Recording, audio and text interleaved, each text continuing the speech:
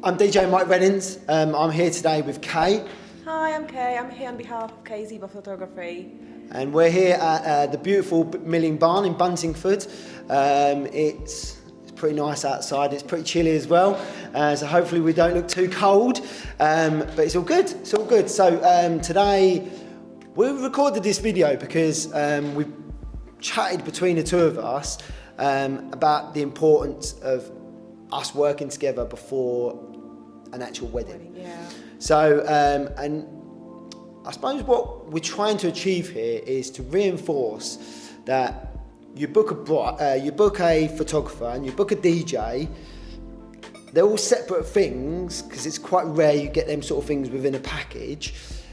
But from a bride and groom's perspective, it's what the expectations is. So I believe, and what Kay believes, is the expectation is that you both should communicate. Now, I didn't realise that Kay was telling me that not many DJs have communicated with her in the past before a wedding. So creating this video is more about us chatting about not so much what can go wrong if you don't communicate, but the benefits of making sure that your DJ and photographer communicates. Okay, so let's actually start off with something we've just been talking about off camera. So Kay's just told me something about lasers that a DJ had on his setup and about how it affected, and it's actually totally blown me away because I'm like, really? So Kay, just tell the camera exactly what you just told me. Well, let's say lasers are fine. Everyone loves lasers. They give an amazing effect and stuff. But I do sort of like to have them off during the first dance because it is quite an important bit of the wedding.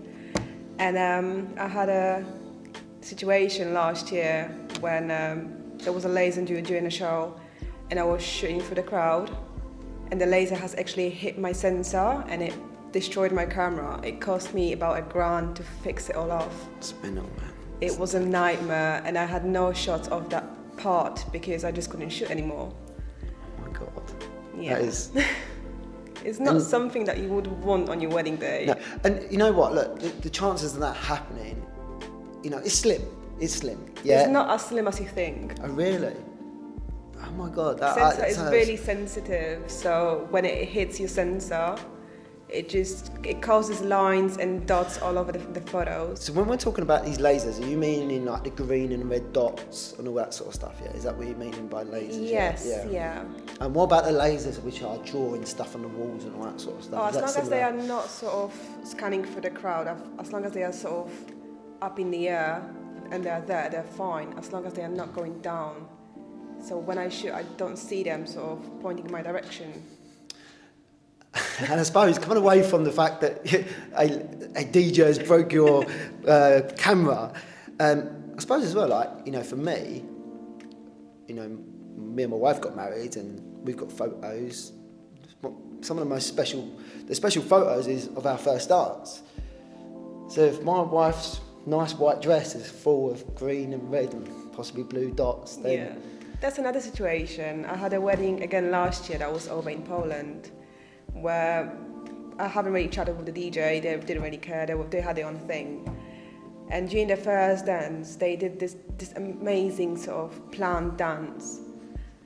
And there were lights all over them, like in a strip lines, so they were bright and blown up, and then it was perfectly sort of done, and then it was, again, like shapes and stuff, which ruined it. Oh my God. So you think of all the planning that goes in, and it can be destroyed or missed purely because of too many effects? It can be. Wow, it certainly makes you think. Again, this is why we're doing this video, because it's getting bride and grooms to think about this sort of stuff, because your DJ is not going to have that conversation with you. It's quite likely, and your photographer might not even have that conversation with you. And the expectation is that photographer and DJ should have that conversation between themselves. So no one wants to ruin that first dance photo, and let's touch wood. Let's hope that there are bride and grooms who might watch this and have this conversation now, or try and prompt that conversation between DJ and their photographer. So no, that's, I think lasers is an absolute no. Certainly from my point of view, I don't use lasers. I do have lighting, but because I always communicate with my photographer, it's always worth just checking what the photographer and what the bride and groom, or the two grooms or the two brides, what they would prefer. Some couples want the lights, don't they? They want all the full effects and they think it's great. Then you get a lot of people, a lot of couples who actually say, no, we want it to be subtle. We want it to be, very, very, they're very intimate. Particular, absolutely. They want that natural atmosphere, which is great. So I think that's definitely a very good conversation for us to have there. Right, let's talk about first dance. Let's do it. So I know what I'm going to be playing for first dance. So I've spoken to my couple, and we've discussed the time of the first dance, and we've discussed the song, we've discussed what point the bride and groom are inviting their guests to join them. So out of all of that, what do you think's important for you to know to make sure that everything's absolutely perfect for that first dance? Well, definitely the time, so I can have my time to set up all my lights, because apart from your beautiful lights, I do like to have mine as well, and give that little kick. So I need to have about 5 minutes to have it all set up, tested, and ready to go. And apart from that, I'm just easy. I'm just going with it. Okay. So what about, has there been any times whereby things haven't gone to plan because the DJ hasn't told you something? Can you think of any times? So I've got a good story. I know you do. But no, I don't think anything like that has ever happened to me. So what happened to me was I'd sent an email to a photographer with my plan, stating all the obvious stuff, and this particular photographer didn't read the email. When it comes to the first dance, this particular couple, they were nervous about their first dance, and they wanted to invite their guests 30 seconds in to join them. I think it was only about a 2.5 minute song anyway, but 30 seconds. I don't know what the photographer was doing, but I presumed he'd read my email, and he basically didn't get the shot. So the shot of the bride and groom together during the first dance, because he was faffing about doing something else. And then when I did announce for the rest of the guests to join him on the dance floor, he looked at me with his arms open like this, like, what the? And I was like, hold up, I'd made you aware of this. And he then obviously went out of his way to try and rectify it by asking the bride and groom just to come away from their guests, just so he could get that shot, which was fine. I'm sure no one noticed. But for me, that was just a good example of when the plan doesn't get taken seriously by someone, then it does sort of up the risk of something slightly going wrong. Nothing serious, but that just eliminating them small little things that could have an effect. Because I'm not a perfectionist, but I try to do as much beforehand, so then on a day there's not that much work's got to be done, because it's all No, but done. then again, when you've sent that email, he hasn't replied for whatever reason. On the day, if it was me and you, I would still pop up to you saying, hi, how are you doing? What is the plan? Has anything changed? And we will still book through stuff. Yeah, absolutely, 100%. I'm not sure why he hasn't. He went off and he done the couple photo. He was off. And when he come back, they were like, right, we're going to go straight into our first dance. And so the communication by me and him, there was minimal, because he was busy. And hence why I send the email, because photographers can be very, very busy on a day. So anyway, it's all about making sure that first dance is perfect, because that's such a traditional and special thing at someone's wedding. And would you say it's the last job of the photographer to do? Second to last. Second to It's last. always the party. Yeah. I love the party and I love it all. You'd be surprised how many photographers don't stay for that. I think it's down to the package as well. So yeah, absolutely. As yeah, soon as this yeah. is done, they just sort of go. Yeah. I do tend to stay a little bit later and try and get that vibe. Your photos are amazing. Oh, thank you. Dancing photos. And do you know what? Just on that note as well, and I was going to share this in a separate video. I think there's a huge opportunity for bride and grooms to have either a different photographer or the same photographer for the evening, because like for instance, your photos of the evening are incredible, and I've featured quite a lot of them on my website. I've featured them on blogs and all that sort of stuff. Flattered.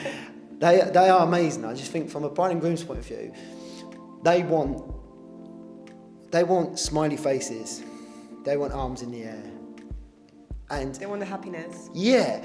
Now, the chances of getting that must be higher in the evening to is in the daytime, It because is the daytime because everyone is more relaxed. absolutely. In the daytime, a lot of people are more reserved, they're a lot more taking it seriously. In the evening, just getting them, a bit like speeches, isn't it? Yeah. Everyone's laughing, cheering, all that sort of stuff, and you get that in the evening. And I just think it's so sad sometimes to see the photographer disappearing. I just think if the photographer's in now, where everyone's jumping or everyone's got their arms in the air, everyone's singing, you know, the energy in the room is incredible. Oh my God, to have that in images or on video, it's such an opportunity. It is. And I'm quite lucky because I do come from a nightclub background, so I do know how to sort of shot the party and get the vibe and show it. Yeah, it's a shame really that there's not more photographers now. This is why I said maybe a different photographer for the evening, because I totally get that photographer might be there from like 9 o'clock in the morning, and you're talking probably like 8 o'clock at evening now when they're due to finish. So staying another 4 or 5 hours, Yeah, it's probably long. it's quite long. But it's worth it. It is worth it, and obviously they're going to get additional money and all that sort of stuff as well. But anyway, look, I think it's a good conversation to have about the first dance, and we've slightly gone off subject and spoke about the evening as well. But it's definitely, from DJ's perspective, I think any bride and groom should always consider having some kind of photographer for the evening, and that could be just someone who's training to be a photographer or anything, but just having someone there professional to get the images of arms in the air, people singing, people laughing, people cheering, all that sort of stuff. The photos I capture, and that's just on my mobile, are incredible. I'm just saying. Okay, no, it's fine. We'll end this conversation by just saying that first dance is super important. So make sure that the DJ and the photographer you use, make sure they communicate about that first dance. Agree? Agree. Okay, so let's talk about my plan. Your plan. So I like a plan. I'm not gonna lie, I do like a plan, and my plan is always put together when I go and meet the couple, and that's normally about a month, 6 weeks before. So my plan, I try to include everything. Yeah, a lot of it is irrelevant to obviously yourself and most people, but it's important to me in one way or another. So let's talk about, on that plan, what's going to be important to you and to me, so that my plan matches your plan. All right? So I'm interested to see if I miss anything out. You've never told me I've not missed anything out, so that's a good sign. So far. So let's go through it. So let's crack on from the start. So here at Milling Barn, the start of the evening reception is straight into the grand entrance. It is. Yeah. So grand entrance, on my plan, I'm going to discuss the song. The bits what aren't really relevant to you, actually no, it could be, is I will not necessarily have the start of the song. There might be just a very small part of the song, and it might be the part where it builds up. I might say to you, the bride and groom or the couple are not going to come through them double doors just yet. they're going to come through after 15 seconds, because the first 15 seconds of this song is like a build-up. I'm going to get the crowd, all their guests, clapping, cheering, making some noise, building up the energy. So I suppose from your point of view, how important is that? Are you conscious of your positioning or anything like that? Again, I'm quite easy, so as long as I know when they're coming in and where they're coming in from, I can just sort of easily swap from one place to another. And because I will always mostly work with two photographers, so it's always usually me and the second shooter, we all position in different sort of areas, so we're all ready for everything that happens. Okay. So we can transfer from one bit to another. So if they come in, I've got one set up for light. They come in, it's fine, and then I've got this 10 seconds sort of to switch things off. Yep. So that's easy peasy. Okay. So they come in, everyone's cheering, and again, we're going to use Million Barn as an example. They go straight to their cake. Okay. So for me, the cake doesn't really have much planning. It's a cake, it gets cut. 3, 2, 1. My question, that's my question. How is it? So I'm more of a 5, 4, 3, 2, 1. Oh, are you? I've seen DJs do 10, 9, 8, 7, 6, 5, 4, 3, 2, 1. I just think that's well too long. But you're more of a 3, 2, 1. Yeah, so go for it.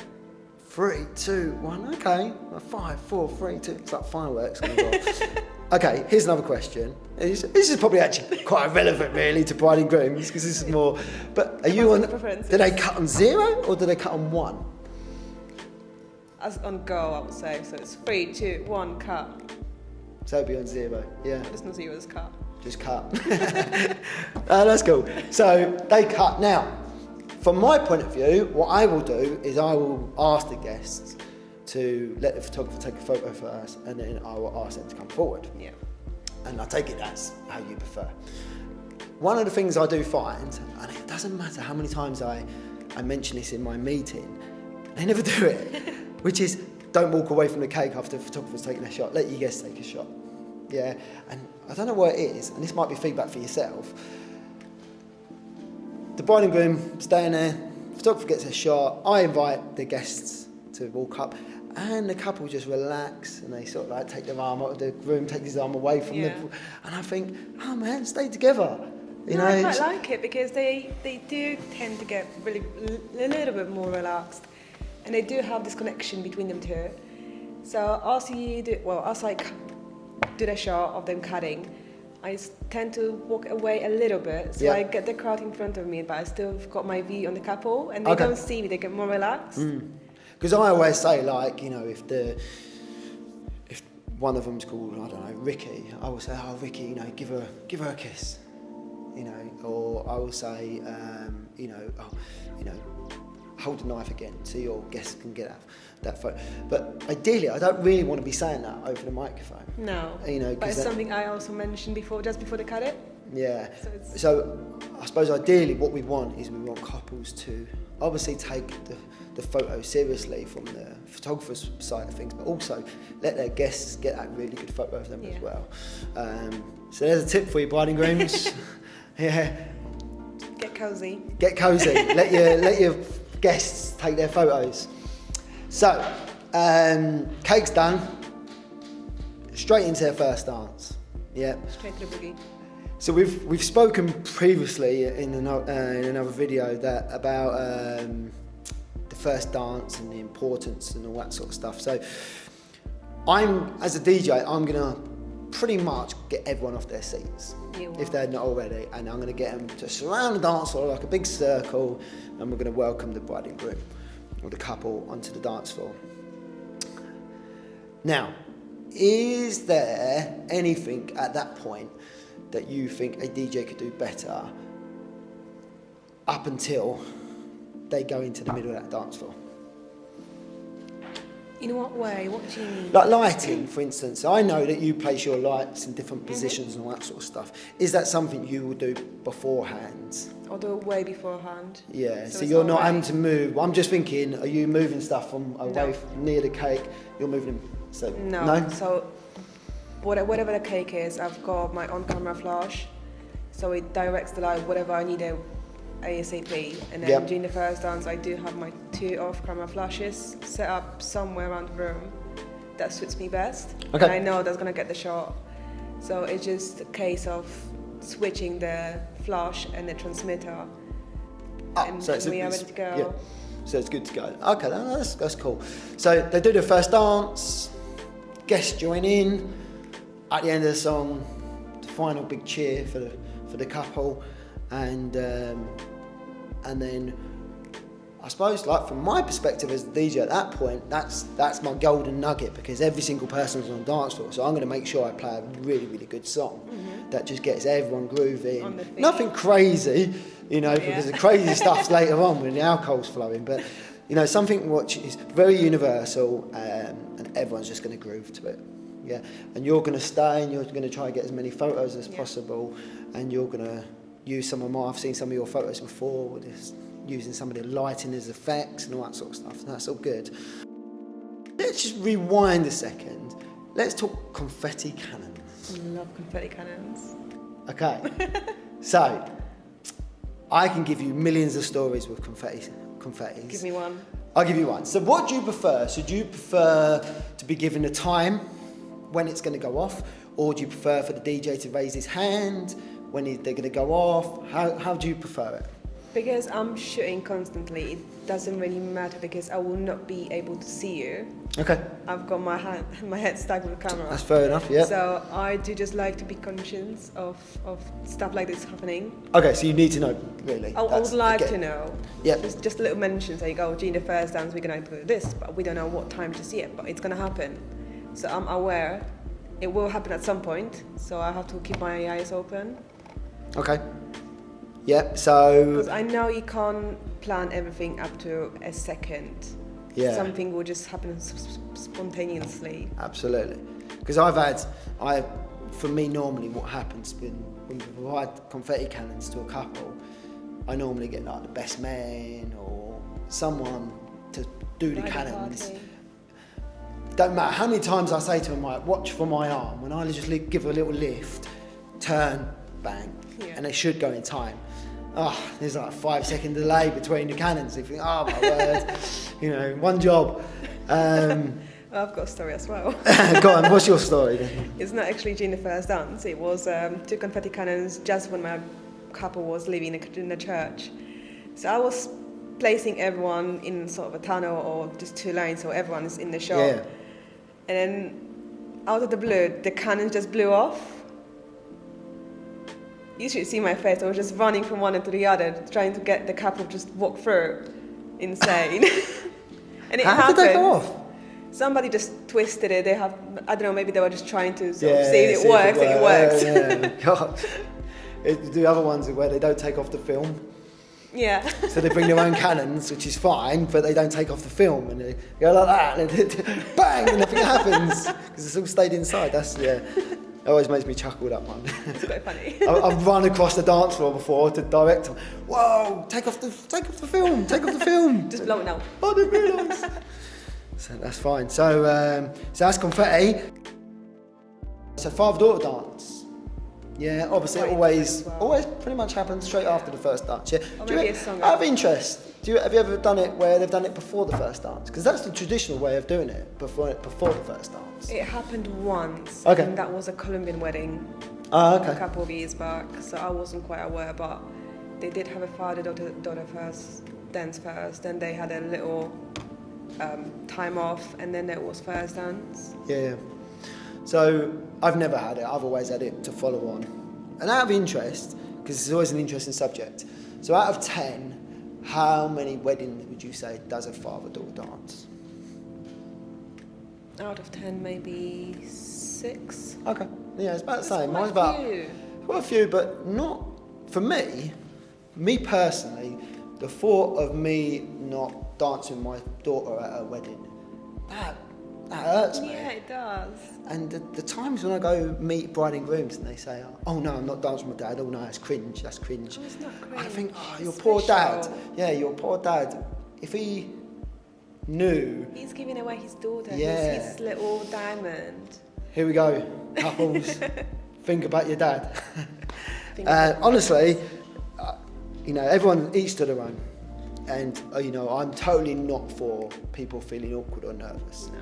You know, the first sign of someone saying they're nervous or awkward, I always question about doing it. If you don't think your dad's going to be up for doing something like it, absolutely. But if there's a chance that your dad is going to get upset doing it, I think you should do it. Yeah. Because that's what makes that moment, you know. I don't know, I'm shocked sometimes that not every single wedding does it. But everyone's got their own reasons. I get that 100%. Of course. Have you ever come across a mother and son dance? No, never. No. Have you? No, never. But I had someone ask me, but as soon as I was honest and said I've never seen it before, they were like, oh, we're not doing it then. I was a bit like, that's silly. You know, do it, why not? I'll tell you what, a new thing which I've started introducing to a lot of bride and grooms is kids involved. So I'd done a Christmas wedding over at Fanham's Hall, and the kids was really, really important to the couple. Mm-hmm. And we'd done this thing where instead of we'd done the father-daughter dance, it was the dance after that. We had cue points during the song when each child would get to come and dance with their mum. Oh, that's cute. Oh, it was the sweetest thing ever. Everyone, there was tears, it was incredible. And I thought, wow, you know, that is special. Yeah, that's special, and that should be a tradition. It really should be a tradition.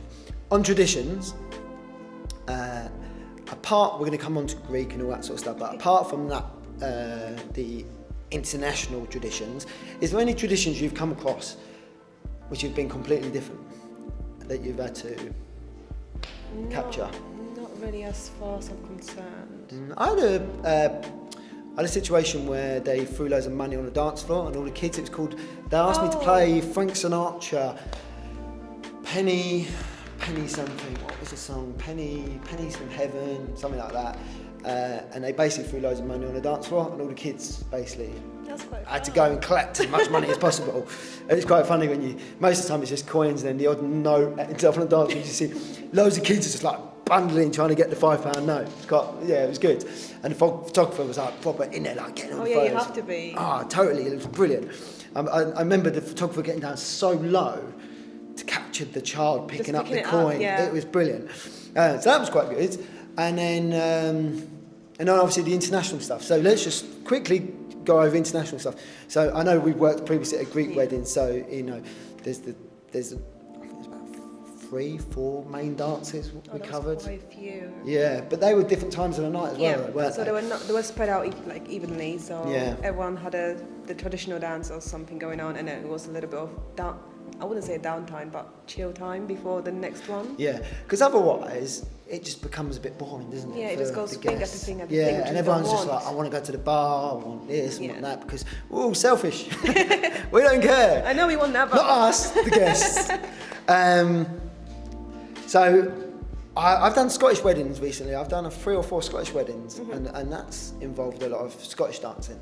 And that's been quite cool, because on each occasion there's been a family member who's hosted it. Because I've always been honest, I'm an honest person. I will say, look, I'm not Scottish, I have no idea about Scottish music, and I wouldn't have a clue what instructions to give people to join so-and-so by the arm and then change. So on the occasions I've done it, they've had a family host it, and I've supported them. The one last year that really stands out was where the mother-in-law, she hosted it. It was absolutely incredible. She had 150 people doing the most complicated Scottish dancing, but they all got it because she was just brilliant. She was out there turning people round, and you were doing it wrong, turn around, and it was like... It makes it fun as well. And you know, I talk a lot about this with bride and grooms. The day after a wedding, what are your guests going to remember about that wedding? Just the day after. The party was amazing. Yeah, and that's the sort of stuff they're going to really remember. Because I know, all right, the Scottish folk will remember it, but the English guests who have never, ever experienced any of that, they will remember that. They'll be on it. Like nothing. That'll you know be what a story for the next month. Yeah, definitely. And the next time they go to a wedding, it probably will get mentioned. Do you remember that last wedding we went to, and we've done all the Scottish dancing? And the same with Irish. I've never done an Irish wedding. No, I've done an Irish wedding, but they're just crazy. They're just crazy. I'm trying to think of any other ones. So the Greeks. I had a couple from Iran. That was different because they had their own traditional dances. Yes, they do. And they were doing like all the men done a certain dance, and then all the women got up and done their bits. French, I done a French wedding, and that was the French wedding. They were doing like the Congo and the hokey cokey, but French versions. I was not expecting it whatsoever. I didn't know the version. yeah, definitely. And you're originally from Poland, aren't you? I am. So is there any? I done a Polish wedding last year. Okay. So it's reminded me, and they done Polish games. Yeah. That's That very is a thing. traditional, isn't it? It is. Where the groom had to. See, they sat 5 women on chairs, and they all pulled up their leg, and the groom had to go and feel each woman's leg, and guess which one was the bride. And then they had the gentleman sit down with the groom, and the bride had to feel their faces, and they both got it correct. To be fair, there's quite a few fun games like on a Polish wedding, so you will never get the same ones on each wedding. Musical chairs. They done musical chairs. Love that. Yeah, that was. But they had to take off a bit of clothing. Yeah, they had to take off a bit of clothing. No, they only took their clothing off, not all of it. But they had to put the clothing back on every time they take a seat. And the person what was out wasn't allowed to take his clothing away. Okay. So the winner basically ended up having the most clothing on. Okay. Yeah, it was. That's a bit weird. Might be a little twist to it. But I loved the Polish music was brilliant because it was just arms around each other, holding hands. I quite like Polish crowd, to be honest. Yeah. And I was really expecting them to be all on the vodka, but they weren't. No, they sort of try and stay as long as they can. The wedding I did in Poland last year, I think we lasted till 5 o'clock in the morning. Wow. I was shattered. And so I was expecting it to be all like vodka and everyone drunk and all that. Shots. Yeah, they weren't. They literally, it's like before they even thought about having a drink, they're all on the dance floor. Yeah. So they helped me out with a playlist. So I didn't really know what were the important songs. Mm-hmm. I couldn't even pronounce some of these songs. Bless you. So I was just putting ones on based on things like the BPM, the key and all that sort of stuff. So I must have been playing like big stuff at the start because everyone was cheering and going around in circles. It was madness. And that sort of like made me reflect on things like how, for me, a particular song like Mr. Brightside, we tend to keep to about 11 o'clock. But why? Why not start with it like I did at that Polish wedding? I might have played one of the biggest wedding anthems ever right, as the first song, not realised. So yeah, we've slightly come away from our topic, but that's all good. So, so good conversation. I think sharing the plan with not just the photographer but other suppliers is really, really important. Making sure everyone's aware of what's happening, when's it happening, how it's happening, who's involved. Just to make sure that we are all on the same page, because sometimes it might be just a case of me getting my plan before you. Yep. Let's say 2 weeks before, and then something might have changed and they just forgot to mention it, and it's fine. So when we meet, or when you send me an email saying, oh, this is my timeline, does it match yours? I say, oh, this is a little bit different to mine. Shall we just discuss it with the bride and groom or the couple, just to make sure that we are not missing out on anything? Shall I tell you a very quick funny story? I had a wedding and I contacted the photographer about 6 weeks before. I can't remember why. I think we were talking about something else. So I happened to turn around to this photographer and say, I'm going to start writing my plan soon because I'm meeting him, but here's my initial thoughts. She pointed out that on the plan, the wedding date was different. The wedding date was different. Oh, wow. So all along, she had a different date to me. So we was talking over Facebook, going, what should we do? It's the same wedding. Who's right? No, it was the same couple. It was the same couple. Maybe they were getting married twice. Huh? Maybe they were getting married twice. Maybe. And we ended up finding out that she had the wrong date.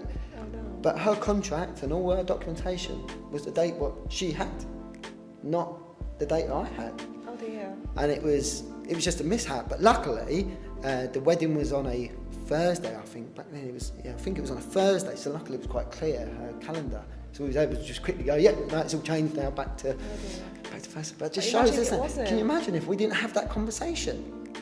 And she'd met up with them and everything. And it didn't even, just a typo as well. that small, her just going, hold up, why is your date different? Why is yours a Thursday and mine's saying Friday? Yeah, it's weird, but yeah. Is that a funny story? Don't know. Anyway. A little bit. Yeah, great. So yeah, we'll leave it there. Good conversation, and so hopefully couples that might watch this, you might have learned something there about the importance of making sure that your suppliers all communicate and share their plans with each other, especially when things change, making sure that changes get shared as well. All right.